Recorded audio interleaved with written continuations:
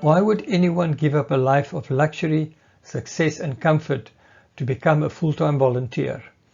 To work with neither a fixed income nor with financial security, and often work and live under very challenging circumstances. In Christian apologetics, it's seldom the arguments, however solid, that bring people to believe that God exists and that Christianity is true. Very often hearts are set not to believe, and even the truth and logic behind the arguments of God will seldom change deep-seated views. The atheist and the agnostic do not want God to exist. The implications of his existence often just too frightening. The purpose of Christian apologetics is to present the truth and make people think about the rationality and coherence of Christianity within itself and also within modern science. Though at the end it is life-changing stories, the reality of the living Christ, that will convince people of the truth of Christianity.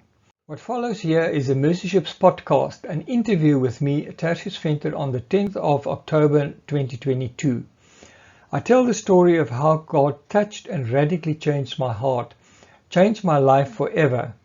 This all happened within a few minutes when I encountered the living Christ. Now, 22 years later, I still live my life every day in the love and the presence of Christ. His ever-present love compels me to work as a full-time volunteer without an income, without any material certainty, as a reconstructive plastic surgeon to serve Him, to serve humanity with free surgeries to those who cannot afford and desperately need it, to bring the reality through the love of Christ to people. Credit to Mercy-Ships for this podcast interview.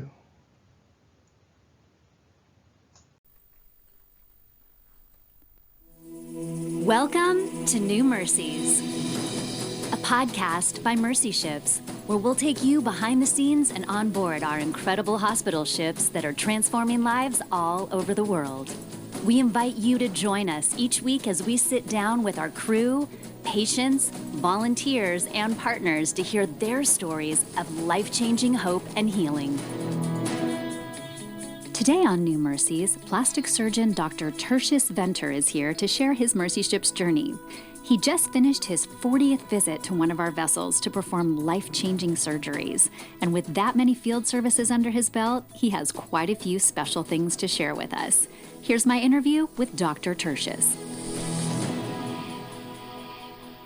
Well, Dr. Tertius, welcome to the podcast. And I know that you are fresh out of the OR, having done some surgeries already today. So thank you for taking time to be with us, and welcome to New Mercies. Yeah, thanks very much. I'm happy to be here. Thank you.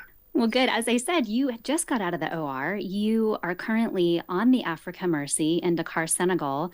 So tell us how it's going. I do reconstructive plastic surgery on the ship, and it's just the end of my 6 weeks visit.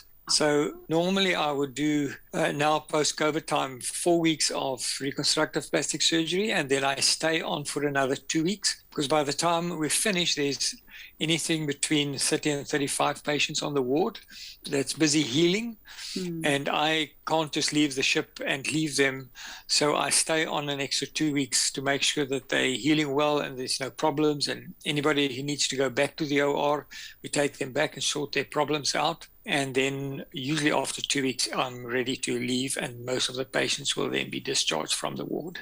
Wow. And so this is your 40th visit on board one of Mercy-Ships' vessels in performing surgeries, which is very exciting. And your whole journey began about 22 years ago.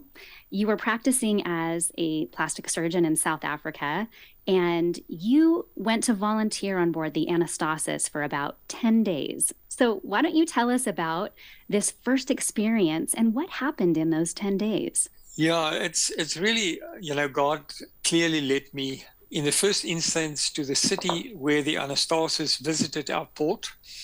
And actually in 97, 98, Dr. Gary gave a talk in one of the restaurants there. And I heard about it, and I went and listened to them. And I thought, oh, that sounds interesting. And then think about it again.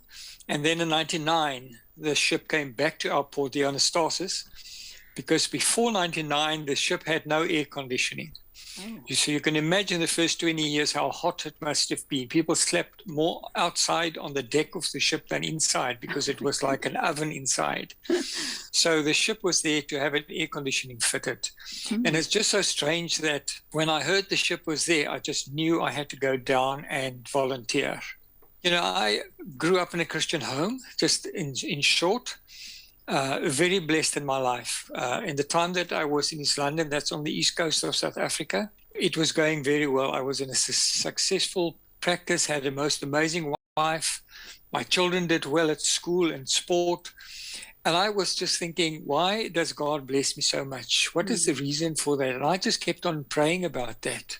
So end of 99, when the ship was there, I volunteered just to see what is it about these Christians working on a ship in West Africa. So I volunteered, and 3 months later, I was on the ship for a short 10 days, sort of just putting my feelers out and see what it's all about.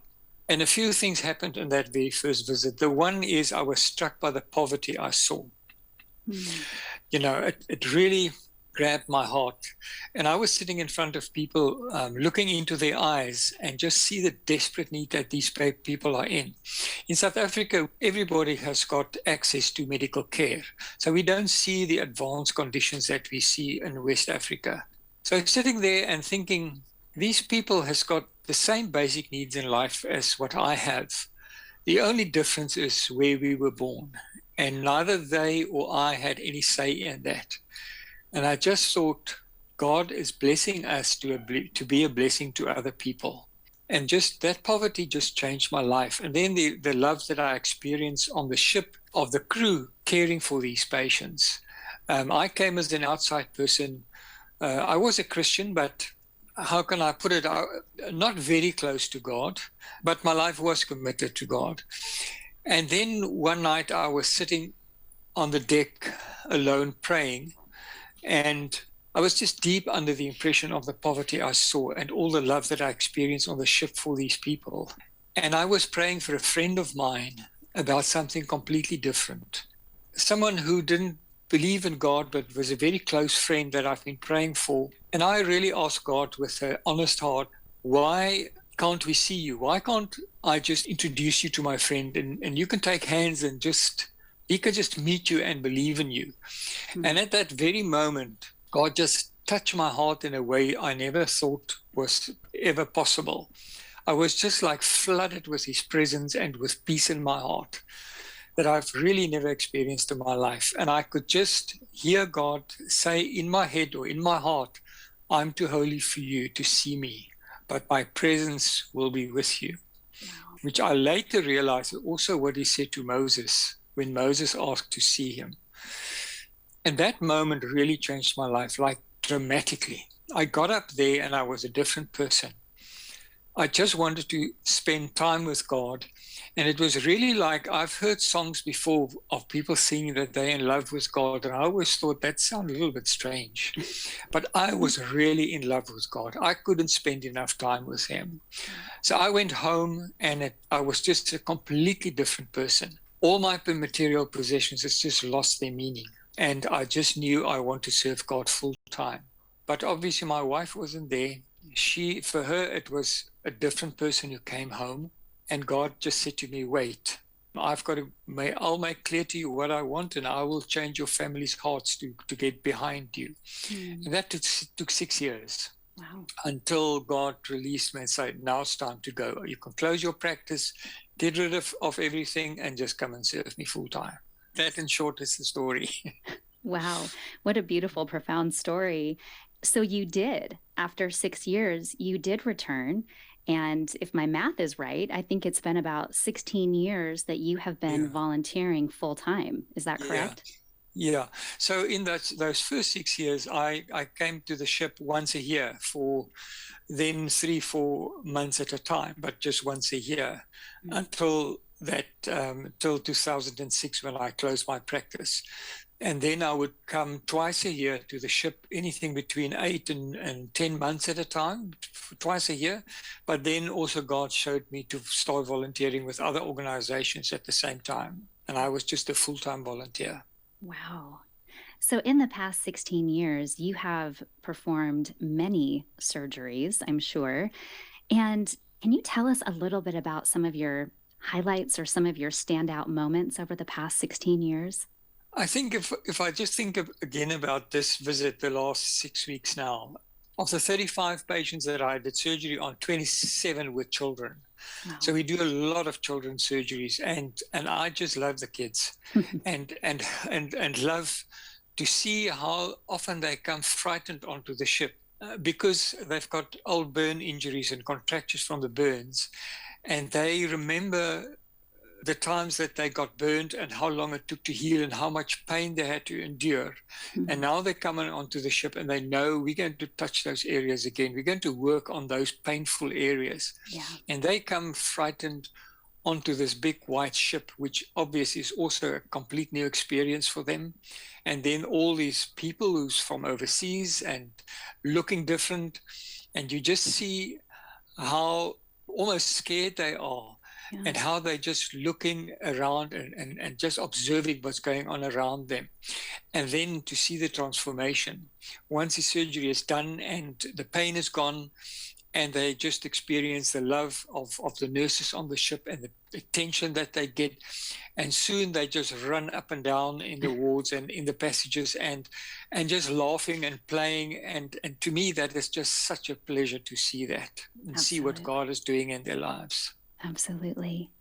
Now, with some of the surgeries that you do as a plastic surgeon, you mentioned that some of the children have burn contractures.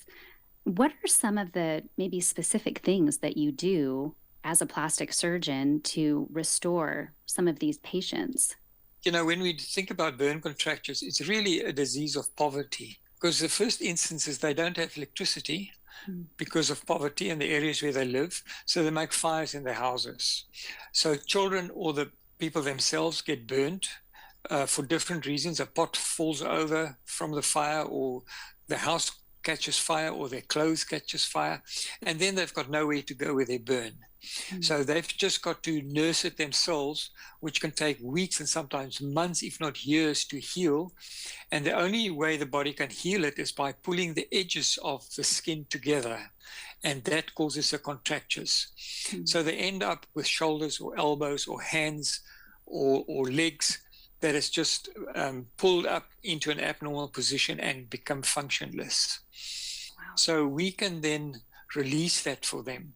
We often get little children who's a couple of, sustain the injuries when they're a couple of months old, and it's often crawling and then putting the hands into the fire, onto the hot coals, pull it away, close the hands because it's painful, and then there's sometimes still coals within their hands. So they get really deep burns, and then by the time it's healed, their hands are like a boxing glove, completely pulled into a little ball. And then we release those contractures, get it straightened out. And the one good thing about burn contractures is that the muscles underneath is normally not ever burned. It is just the skin, so it's skin and scar. So if we release that and we can replace skin on there, they get very good function back. So we can restore function in their hands, in their upper limbs, in their feet. Yeah, they often can't walk. They come being carried onto the ship, and then they walk off the ship. Wow. So we can really restore function for them if we think about the burn contractures. Absolutely. Some of the wounds are not all that complicated. You can release it and just take what we call a split skin graft. It's a partial thickness skin that you take from the thigh and put on and allow that to heal. And then with their rehabilitation for 2 or 3 months afterwards. Some of them are really, really severe. 2 or 3 weeks ago, I had a lady that was burned when she was 4 years old, and she's now 31. So 27 years ago. So our whole shoulder joint, the elbow and the hand were all pulled into abnormal positions and just all covered with scar, totally functionless hand. So those are really complex surgeries. I took a muscle out of her abdominal wall and put it onto a forearm under the microscope to connect the blood vessels together. And then we can get shoulder function back. We can get the arm function back. We get a hand in a really good position. And with her rehabilitation, she will have upper limb with fairly good function, not the same as the other side, but from a useless, really useless limb, she will have a limb that she can actually use. But that surgery took 12 hours to do. So it's long surgeries. It is just amazing that the ship has got the equipment, the nursing staff skills, whatever we need to do these complex surgeries, we can do it. I cannot go into Africa, into an African hospital, the average African hospital, and do these surgeries. We need the whole backup of a sophisticated hospital like we have on the ship. Wow. It is really miraculous, the things that you are able to do with the human body, to take a muscle from the abdominal wall and put it in someone's forearm. It really is absolutely miraculous. Has there ever been a moment where you felt maybe ill-equipped or unable to do some of these surgeries, that it felt like this is impossible? I don't know how to make this work. Very often, yes, for sure.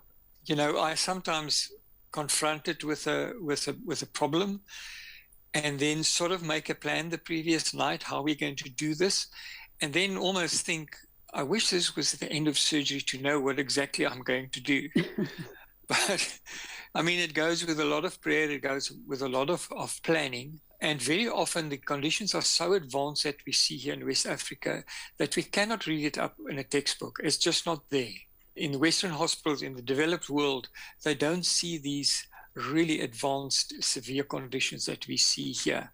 And we've got to work through it and work out plans exactly how we're going to do that, how we're going to deal with the specific problems. Well, I know you are a man of great faith, and I actually heard some nurses speaking about you when we were on board several years ago, saying how one day in screening, a patient came up and you were looking at them intently, but not saying anything. And the nurses said, and then Dr. Tertius would go away to pray because he didn't know what he could do. And then he came back and said, okay, now I know. I know you are a man of great faith. How do you integrate your faith with your medical practice? You know, we often get confronted with big problems, and we also get confronted with complications. Limbs are sometimes being threatened of possibly lose a limb or surgery that goes really wrong. I do believe that we are in a 100% relationship with God. And I always say it's like a marriage. Both partners has got to be 100% involved. It can't be 100% and the other one 50%. Then that marriage is not going to work, or even 80% and 100%. It's got to be 100%, 100%. And that's our relationship with God. It's 100% God, but it's also 100% us. We've got to use our minds and our skills and our knowledge 100%. But God will do his part 100%. So it is a 100-100 relationship with God to get things to really work well. That is also with us coming to salvation. It's 100% our decision, but it's 100% what God is doing in that. It's not only God or only me. It's both of us. And it works for me the same in medicine, is that I've got to do 100% from my side, and God will do 100% from his side. Well, can you tell us about a patient that has impacted you? I know there's probably been many over the several years that you've volunteered, but is there one patient in particular that has impacted you? It's always a difficult question for me because all my patients really, to me, feels really important. And I try to look at every patient as if it's the only patient I'm going to treat while I'm on the ship, so that I can give my 100% for that patient. But, you know, with a question like this, one particular patient on the anastosis many years ago that I did a big surgery on his face, and I was so worried about him. But he was such an encouragement to me. He would quote verses from the Bible and gave me a psalm to encourage me in his illness. And I will never forget that in my life. At the end, he did very well. But he was the one encouraging me and not the other way around. Oh, gosh. Isn't that incredible? We've had several people on the podcast who have testified that you think you're going to give, but what you receive is so much more. And here you are, the doctor, to repair and restore and heal some of these patients, but actually they touch you, they encourage you, they empower you and impact you in such a special way. I love that reciprocal relationship. Yeah, no, absolutely. And as I say, always for me, the biggest reward for me on the ship always is to see the patients' faces turning into smiles and really see the smiles on their hearts and faces by the time they leave. That to me is the biggest reward that I get from the ship. Apart from knowing that these people has experienced the love of God while on the ship, and it is something that will stay with them, is also to see how their hearts and faces change while they are here. Absolutely. Well, I know that you don't only volunteer with Mercy Ships, but you volunteer with a couple other organizations as well. And just last week, we had Dr. Rick from Cure on the podcast talking about the beautiful partnership between Cure and Mercy Ships. And I know that you as well work with Cure. So can you tell us a little bit about your work with them? I think Cure is one of the most wonderful organizations also that I've worked with. And I only started with them now in COVID time, because what has happened is because the ship wasn't sailing and wasn't in active service, obviously some of us that works quite a few months a year with the ship had suddenly had these gaps in our time available. Yeah. And then it just happened that the chief medical officer of Cure and of Mercy Ships were sitting together. I think it was at a dinner, some meeting that they've had, and then started exchanging ideas, and then was asked, well, can't you use some of our doctors that's not fully occupied at the moment? And obviously they said yes, they could do that. And then they contacted me and said, would I be interested to work with Cure? And I was obviously very keen, because they are children's hospitals that does mainly reconstructive plastic surgery and orthopedics. I was totally keen to do that.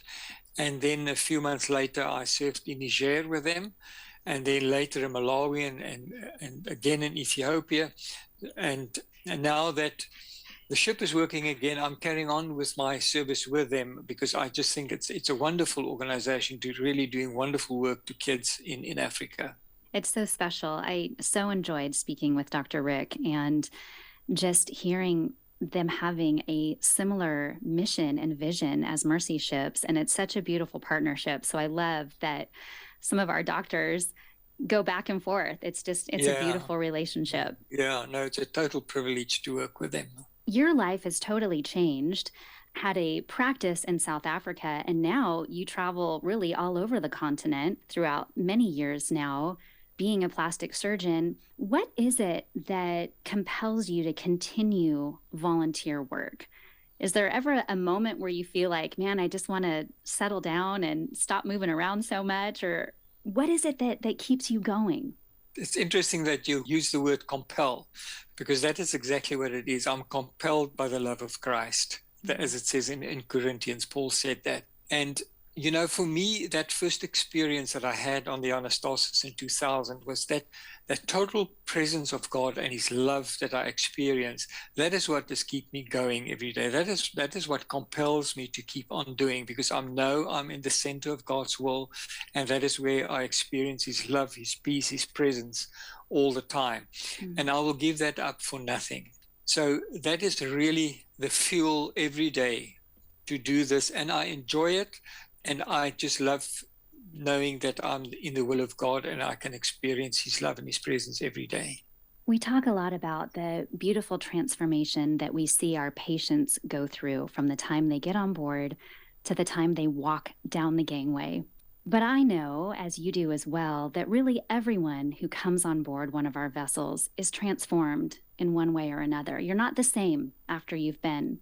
How has your life been transformed because of volunteering with Mercy Ships? I mean, apart from that first visit, that really was a radical transformation in my life, you know, that nothing was ever the same again. I think every visit that I come back to the ship is a unique experience. It's just like, it's my 40th time, but not a single one has been the same. For one reason, it's often a different country. The people on the ship is often changed. You work with new people, with new ideas, new attitudes, just new personalities, new relationships with God, everything is just different every time you come back, and your patients are obviously also different. So every time you come back, it's a completely new experience. And that to me is just wonderful. And I can really look over the 22 years, and there's not been a single visit in this time that I thought this wasn't nice, this was not good. You know, sometimes you have more problems than other times, but it's always a good experience. I always love to come back and looking forward.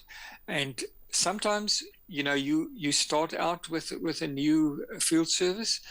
You just know there's going to be hard times, because some patients are going to have problems and we need to sort it out.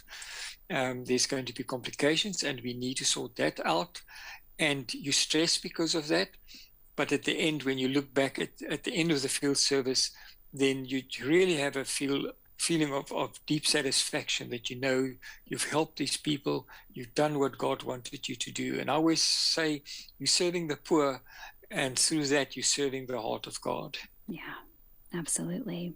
Well, you mentioned that your 6 weeks on the Africa Mercy in Dakar is coming to a close. What is next for you? I was planning to go to Amsterdam, where I have also an apartment, but my mom is not well, so I might go to South Africa. But after the 2 weeks, I'm going to work with Cure in Ethiopia. Oh, okay. Yeah, and then just after Christmas, I'm going to Niger also to work with Cure for another 6 weeks, and then I come back to the ship, although it will be then on the Global Mercy. Yes. Now, have you been on the Global Mercy yet? I saw it when it was in Antwerp in Belgium. Okay. I visited there because I had to go and we need to organize the new instruments for the ship and get them ordered. So I spent a day on the ship when it was in Antwerp. So that's going to be a whole new experience for you. Yeah, totally. Yeah, it must be real exciting. I've heard that everything in the hospital is state of the art, and it's going to be just a beautiful, beautiful hospital. Yeah. And I was here when the ship came to Senegal. Okay. And I saw it coming into the port here, sailing into the port, and then lying next to the Africa Mercy for that month, although I left before the ship left. The need in West Africa for surgery is so big, and as well as in Madagascar, where the ship has been, that we have never run out of patients for reconstructive plastic surgery. There's always more patients that we can treat. So it is really important for people to get involved, for volunteers to get involved, for people who's donating towards the ship to know that there are just so many more people that we can treat if we have the resources. There is just unending number of patients who's in desperate need of treatment. Wow. And for all of our listeners, if you want to get involved, whether you want to pray, whether you want to go and serve, or you want to give to the work of Mercy Ships, you can go to mercyships.org, and all of the information is there. But you are right, Dr. Tertius. The need is great. The need is great. And we have great need for volunteers and for donors that make all this possible. Well, a lot of exciting things are ahead of you. And I know that God is going to continue to equip you to do all the things that he has called you to do. And Dr. Tertius, we are so grateful for the many lives that you have transformed on board one of our vessels. And we just really appreciate you taking the time today, especially fresh out of surgery, to share with us a little bit about your Mercy Ships journey. So thank you. Yeah, for me, it's really a privilege and a blessing to be involved in the work. Thank you. If you want to see photos of our guests as they volunteer with Mercy Ships, then follow us on Instagram at New Mercies Podcast.